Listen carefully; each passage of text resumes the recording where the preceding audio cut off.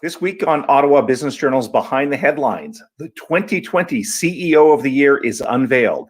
A Billings Bridge burger joint makes way for apartments, and an icon of local retail retires. All this coming up right now on Behind the Headlines.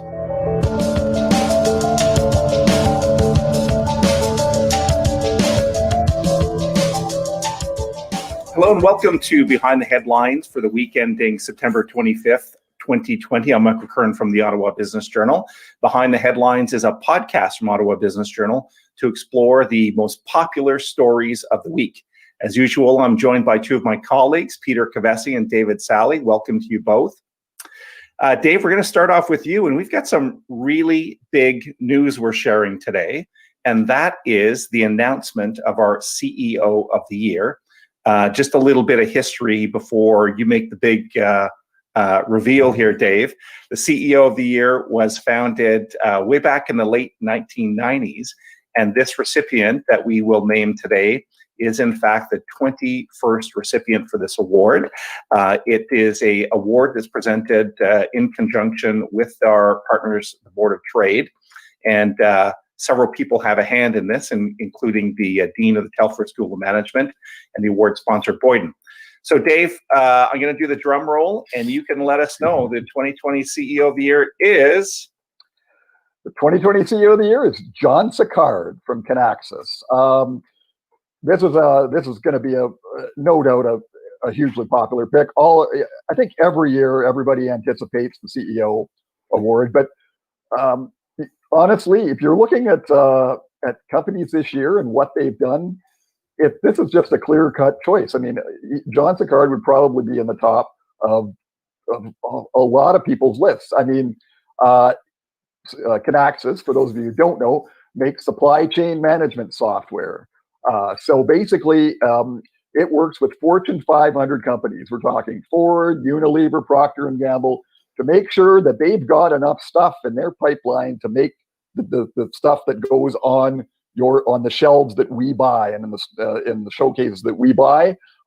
During the pandemic, demand for its products has just skyrocketed.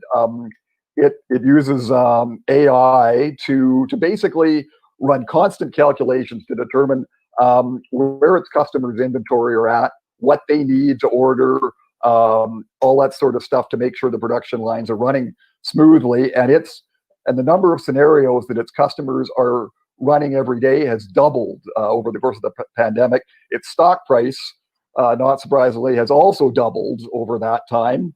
It landed on the TSX list of the top 30 performers of the last 3 years. That was just announced last week.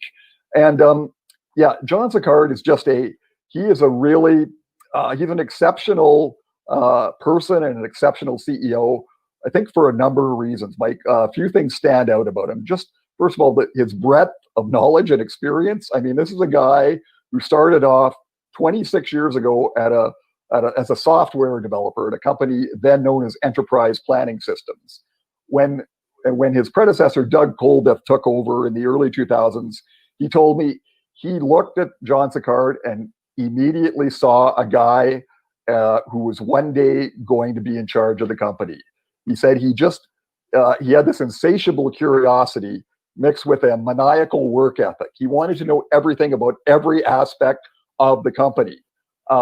So, I mean, he can talk to investors just as easily as he can talk to the guys actually putting the stuff together, building the engine block of this company. He's equally comfortable in both. So that stands out. Secondly, this guy's passion is just over the top. I mean, 26 years after joining the company, he still loves to talk about supply chain like he's a kid. Like he's a kid at Christmas time talking about that stuff. Every day, he can't wait to sit down at his desk and try and solve problems, figure out where the company is going. That's he even joked that his nieces and nephews now finally understand what he actually does, because everybody realizes how important supply chain is now that the pandemic has put this issue in the forefront. Anybody who was trying to buy toilet paper back in April understands how important supply chain is, right? And thirdly, the other thing that really stands out about John is his compassion. He started a program, one of the first initiatives when he became CEO about 4 years ago. One of the first things he did was to launch this program called Autism at Work. He has 2 sons he couldn't be prouder of. His younger son, Nicholas, is a software tester at Kinaxis. He is also autistic. John came in, developed this program working with a nonprofit here in Canada.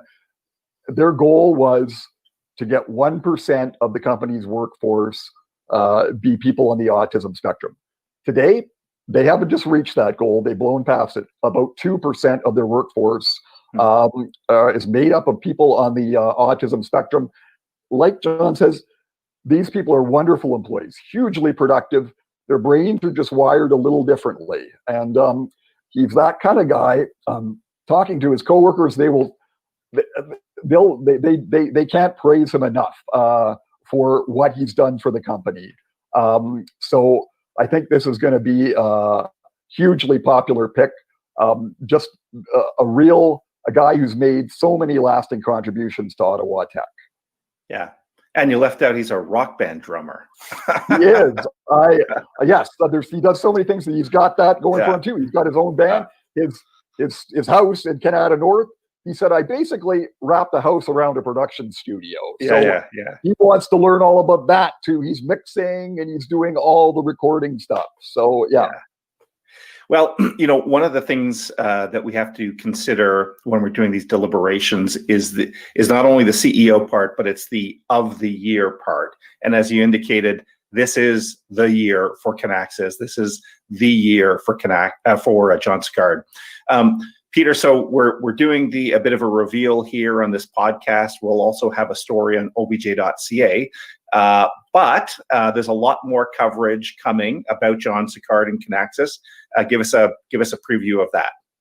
So John Sicard, so Dave did a huge in-depth profile on our CEO of the Year, John Sicard. That's on the cover of OBJ's upcoming quarterly news magazine. That's going to be officially on the streets on Monday. So people can visit obj.ca to read the digital edition of the news magazine, as well as see a map of where they can pick up a copy.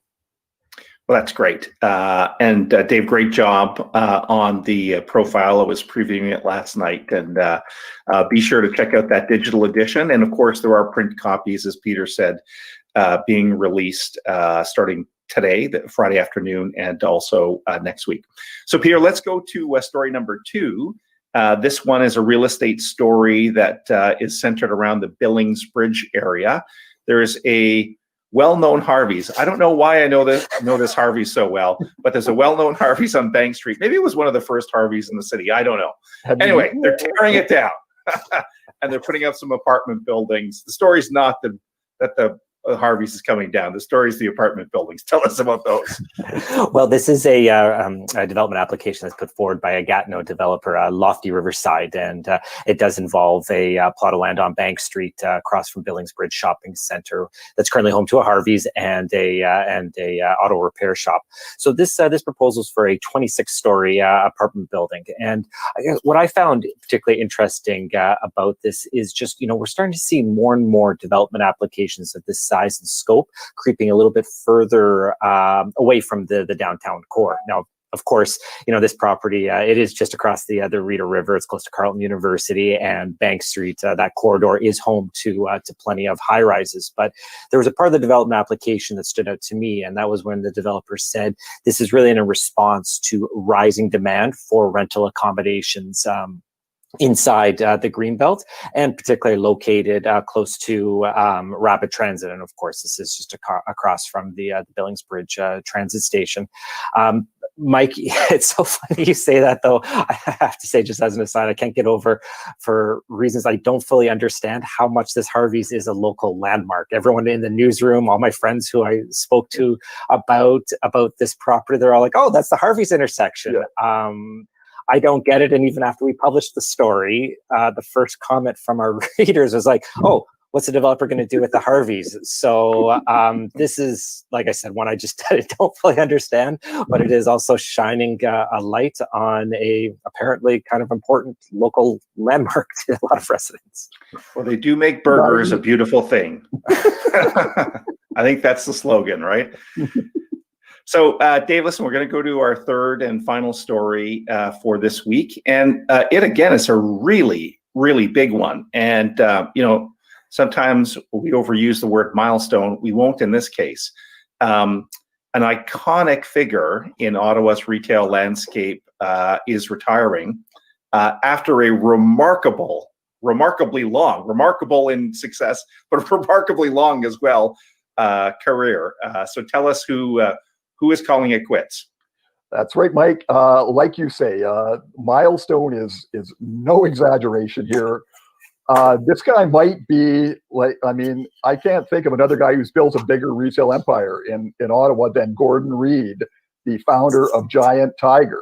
And he announced this week that after almost 60 years as CEO of the iconic retail chain, he is stepping down. He just says it's the right time. And I mean, this guy took one store on York Street back in 1961. He has built it into hundreds of stores across the country, into a $2 billion a year revenue enterprise. I mean, what an unbelievable success story that I don't think a lot of Ottawans even fully appreciate, really, what Gordon Reid has meant to Canadian retail. So he is now into his late 80s. He received our Lifetime Achievement Award a couple of years ago, and he's handing the reins over to Paul Wood, who's been at Giant Tiger now himself for 17 years, and most recently President and Chief Operating Officer. He has now taken over as CEO, and there's no question, Mike, he's got big shoes to fill. The company is facing all kinds of challenges. Retail is in a huge state of flux right now as the shift to e-commerce has just gone into overdrive during the pandemic. So there really are. It's going to be interesting to see how Giant Tiger continues to adapt to those challenges. It did a great job of being able to not just keep its head above water, but thrive when huge competitors like Walmart came into the market in the mid 90s, and everybody predicted, oh my God, that's it. That's going to be the end of Canadian retail. And Giant Tiger kept on thriving and growing even more. So we shall see how the chain adapts and how the new man adjusts to his new role. Yeah, almost 60 years. That's incredible. It's amazing. And there might be some listeners or some people watching this that might be thinking, Dave might have misspoke when he said 2 billion, but that's right. It's 2 billion. And I don't think anyone gets that in Ottawa. $2 billion retailer right here in our city. I mean, absolutely. The magnitude of that is staggering. Yeah. So listen, Peter, we're going to start wrapping up. Give us a sense of what's coming up with Ottawa Business Journal. Well, on Monday, we're going to be hitting a bit of an important milestone, which is when our first news magazine since before the pandemic hits the street. Obviously, over this period, we've still been publishing stories online, but we are back with our news magazine. We've got a preview copy here. So in addition to Dave's great feature on John Sicard, there's a bunch of other great stories. One particular section to highlight is our latest edition of OBJ Regional. So earlier in 2020, we expanded our editorial mandate, expanded our editorial coverage to include the business communities outside of the national capital region. And in this issue of OBJ Regional, we're looking at the really hot residential market in the Ottawa Valley, taking a look at a indoor farming startup in Cornwall, as well as a Canadian battery recycler that's getting a lot of its power, if I can use the term, from its Kingston R&D hub. We also do a roundup of a really spectacular video series that's being led by a longtime Eastern Ontario journalist, Mark Van Dusen, who's been doing interviews with startups, entrepreneurs, and other business executives from around the region. Other features in the news magazine, Caroline Phillips has a wonderful profile of outgoing Telford Dean Francois Julien. There's a neat feature on a really under-the-radar consultancy company that actually dates its lineage back to the original Canadian Pacific Railway. It's helping design infrastructure projects all over the globe.